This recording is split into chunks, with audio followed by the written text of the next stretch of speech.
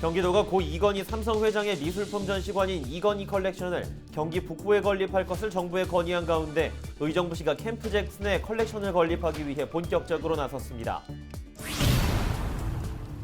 허가를 받지 않고 산지에 공장을 짓거나 농경지를 만드는 등 산지를 불법 훼손한 사례가 무더기로 적발됐습니다. 경기도 특별사법경찰단은 경기 북부 3개 지자체에서 산지법을 위반한 20건을 적발해 검찰에 넘겼습니다. 만 18세가 되어 아동 양육시설을 떠나야 하는 보호 종료 아동들. 의정부시의회에서 이 아동들에 대한 지원과 관심이 필요하다는 목소리가 나왔습니다. 자세한 의견 들어봤습니다. 경기도가 5.18 유공자와 유족들에게 생활지원금을 지급합니다. 이들에겐 오는 7월부터 매월 10만 원이 지급됩니다.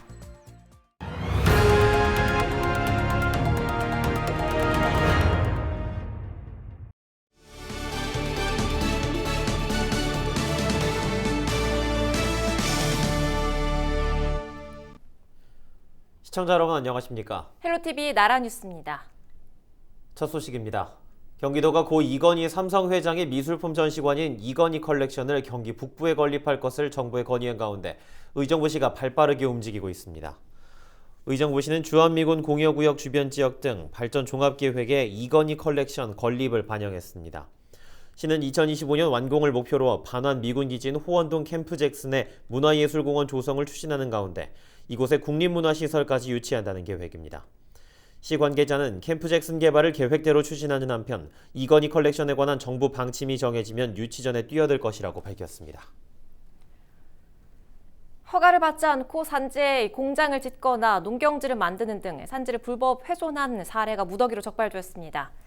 경기도 특별사법경찰단은 의정부시와 양주시, 동두천시에서 산지 무단 훼손이 의심되는 430필지를 현장 단속한 결과 산지법을 위반한 20건을 적발했다고 밝혔습니다.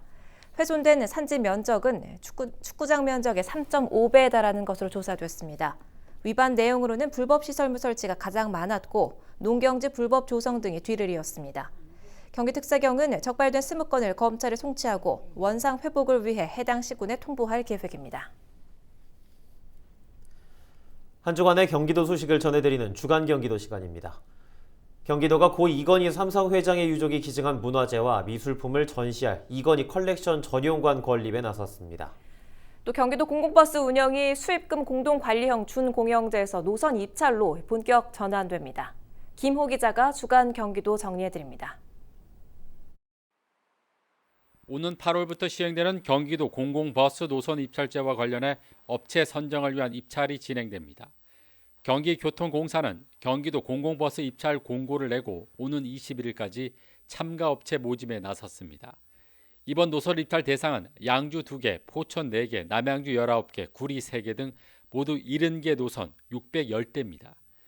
경기교통공사는 다음 달 노선별 운송사업자를 선정하고 운행 준비 과정을 거쳐 8월 1일부터 운행할 계획입니다. 경기도 공공버스는 한정 면허로 면허 기간은 5년이며 서비스 평가 결과에 따라 1회에 한해 4년을 더 연장할 수 있습니다. 경기도가 고 이건희 삼성 회장의 미술품 전시관인 이건희 컬렉션 유치에 본격 나섰습니다. 도는 이 회장 유족이 기증한 문화재와 미술품을 전시할 이건희 컬렉션 전문관을 경기 북부에 짓기로 하고 문화체육관광부에 건의문을 전달했습니다. 경기도는 건의문을 통해 특별한 희생에 대한 특별한 보상을 강조하고 국토균형 발전 정책에서 소외되고 역차별받은 경기 북부에 전시관을 건립하겠다고 밝혔습니다. 특히 문재인 대통령이 미군 반환 공여지 개발을 주요 공약으로 내세운 만큼 의정부와 동두천, 파주 등 3개 시 20곳의 산지에 있는 미군 공여지를 전시관 부지로 제시했습니다.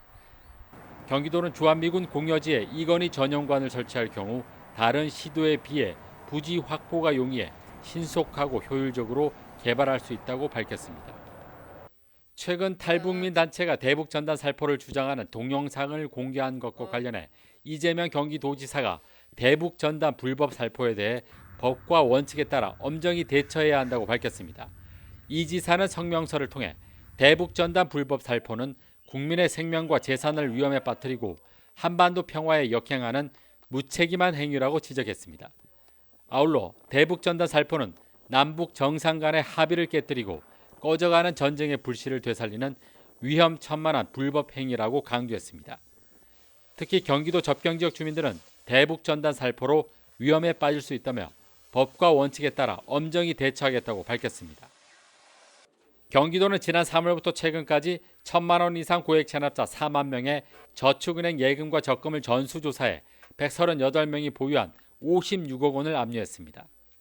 경기도는 은행 등 제1금융권의 경우 세금 체납 시 즉시 압류할 수 있는 체납자 예금 압류 시스템이 운영되고 있지만 저축은행 등 제2금융권의 경우 압류 시스템이 미비해 자산을 은닉하는 방법으로 사용되고 있다고 밝혔습니다.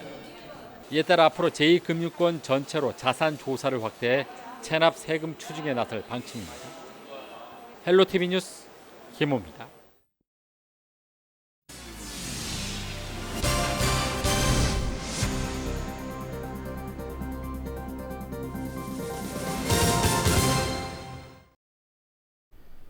한정희 환경부 장관이 동두천 생연택지지구 악취 문제 해소를 위해 지난 14일 현장을 둘러봤습니다.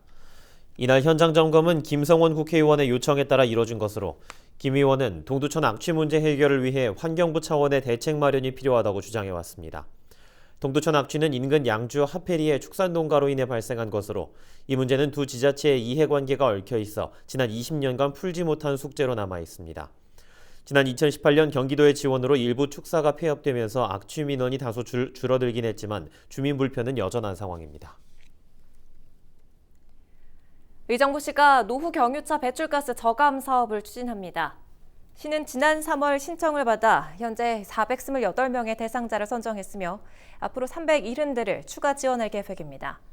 배출가스 5등급 경유 차량 소유자는 한국자동차협회를 통해 해당 차량에 부착이 가능한 저감 장치가 있는지 확인한 후 의정부시 환경관리과로 장치 설치 신청을 하면 됩니다. 만 18세가 되어 아동 양육시설, 공동생활가정, 위탁가정에서 자립하게 되는 청소년을 보호 종료 아동이라고 부르는데요. 보호 종료 아동을 향한 지원과 대책이 턱없이 부족하다는 지적이 꾸준히 제기되고 있습니다. 이계옥 의정부시의회 의원과 이야기 나눠보겠습니다. 의원님 안녕하십니까? 네, 반갑습니다. 반갑습니다. 보호 종료 아동들이 사회 일원으로 자리 잡을 수 있도록 자립교육 혹은 경제 지원 등이 이뤄지고는 있습니다만 실질적인 도움이 되지 못하고 있다는 지적 계속 나오고 있습니다. 현실이 어떻습니까? 가정의 달 5월을 맞이해서 지금 보호 종료 아동들의 입장을 돌아보며 그럼 이 아이들의 대책은 경제적 지원과 자립교육은 어떻게 되어 있나라는 것을 봤을 때 턱없이 부족한 상태이죠. 18세에 이제 자신의 꿈을 고민하고 내일의 빛나는 하루를 기대하기에는 두렵기만 한 아이들의 삶으로 밖에 살 수 없는 여건이라고 보고 있습니다. 예, 그렇군요. 하지만 지난달 경기도가 보호 종료 아동의 주거 자립을 위해서 공공임대에 우선 입주할 수 있도록 지원을 하는 이런 반가운 소식도 있었는데 의정부의 지원은 어떻습니까? 지금 저희 의정부시는 작년까지만 해도 이제 500에 종료가 되는 후로 500에 30만 원씩 지불이 됐던 거를 지원을 해줬던 것을 지금은 이제 올해부터 2021년부터 1,000만 원과 그 30만 원씩 3년간 지원을 해주고 있습니다. 그래서 그럼 다른 시군과 이렇게 비교해 보니까 그래도 의정부시가 다른 시 못지않게 열심히 최선을 다하는 모습을 보고 있었습니다. 그런데 턱없이 부족하죠. 네. 이 의원께서는 이 대책에 대해서 그동안 꾸준히 목소리를 내오셨는데 적극적인 대안이 필요하다. 이 시의회를 통해서도 공론화시킨 부분도 있습니다. 어떤 해결책이 좀 시급하다 보십니까? 이제 가장 중요한 거는 현재 종료 아동에 대한 정서적인 거, 아까 자립교육, 또 사회적, 신체적에 대한 것을 평균적으로 볼 게 아니라 개인 한 아동을 자세히 파악하고 그 부분이 어떠한 부분이 부족한 거에 대한 체험을 넣어줘야 되지 않을까. 물론 체험이라고 해서 뭐 다 만족할 수는 없지만 그래도 혼자 자립해서 할 수 있는 활동을 해야 되는 그런 대책에는 지금 현재 고용노동부에서 취약계층 사각지대를 보완한다. 그래서 3월 29일 날 이제 고시를 개정했어요. 그런데 그 고시 내용에 보면 이제 감사한 거는 우선 이제 시설 위탁 양육으로부터 보호 종료 아동에게 체계적인 자립 지원을 해주는데 적극적으로 나선다. 이렇게 맞춤형 상담을 한다. 이렇게 보고 있는데 저는 참 좋은 취지고 저 역시 아까 같이 평범한 사례를 가지고 하는 것이 아니라 1대1의 맞춤의 상담이 꼭 필요하다고 봅니다. 예, 알겠습니다. 앞으로도 보호 종료 아동에게 더 좋은 여러 지원 방안이 나왔으면 좋겠습니다. 오늘 말씀 고맙습니다. 네, 감사합니다. 지금까지 이계호 의정부시의회 의원이었습니다.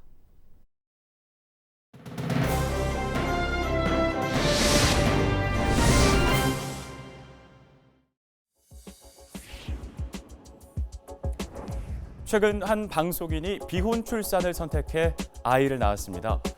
그녀는 자발적 비혼모가 됐고 당당하고 자랑스러운 엄마가 되겠다고도 밝혔는데요.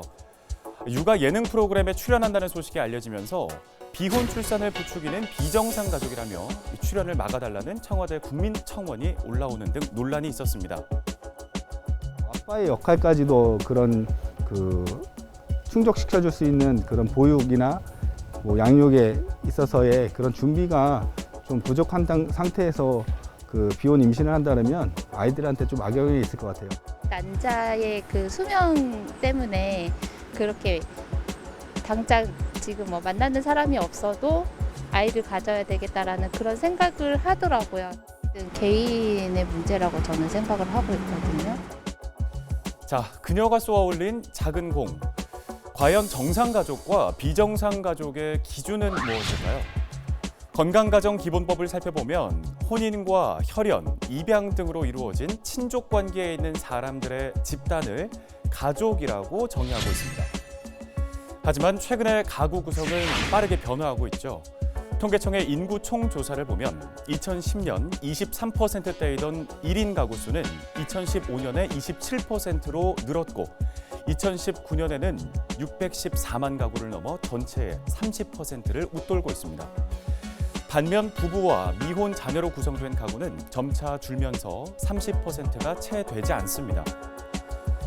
이런 세태 속에 전통적인 법률혼을 거부하고 동거와 사실혼, 비혼에 이어 비혼 출산까지 선택하는 경우도 차츰 늘어나고 있는데요. 그런가 하면 자녀의 성도 무조건 아버지의 성을 따르는 게 아니라 엄마의 성도 따를 수 있게 한다고 하는데 공감하는 이들도 꽤 있습니다.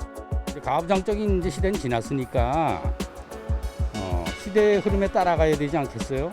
그래서 나는 성 문제는 아기의 책임자가 알아서 결정할 수 있으면 되겠다.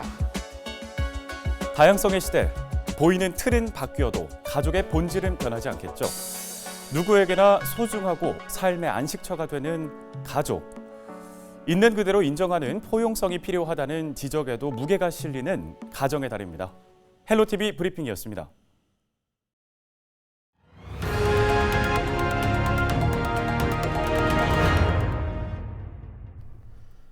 경기도가 최초로 5.18 유공자와 유족에게 생활지원금을 지원합니다. 지원 대상은 도내 거주하는 5.18 유공자와 유족 가운데 월 소득액이 중위소득 10% 이하이며 7월부터 매월 10만 원이 지급됩니다. 지원금 신청은 7월 1일부터 거주지 읍면동 주민센터에서 접수하며 135가구가 있는 것으로 추산되고 있습니다. 휴일이나 퇴근 후에 나이트클럽에 갔던 지자체 공무원 8명이 대기 발령을 받았습니다. 이들 가운데 한 명은 공무원들에게 사적 모임 금지령이 내려졌던 기간에 간 것으로 전해졌는데요. 나머지는 그 기간 이후에 갔고 5인 이상 모임 금지 지침을 지켰다고 하는데요. 일부 공직자들 사이에서는 우린 사생활도 없냐는 볼멘 소리가 나오고 있습니다. 공무원들에게 더 엄격하게 적용되는 방역 지침. 여러분은 어떻게 생각하십니까? 이상으로 헬로티비 뉴스를 모두 마칩니다. 저희는 언제나 여러분과 함께하겠습니다. 시청해주신 여러분 고맙습니다.